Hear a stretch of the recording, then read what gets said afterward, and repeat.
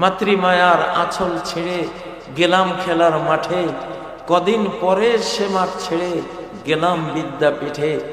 পড়ালেখার সাথী পেয়ে ভেবেছিলাম মনে, এমনি মায়ায় মুখর বুঝি থাকবো চিরদিনে। পড়ালেখার দিন পুরালে জড়ো হলাম প্রাতে, নয়ন জলে বুক ভাসিয়ে গেলাম যে যার পথে। আবার এলো যৌবন জুড়ে জীবন রাঙ্গিনী, মনে হলো এবার পেলাম আসল সঙ্গিনী।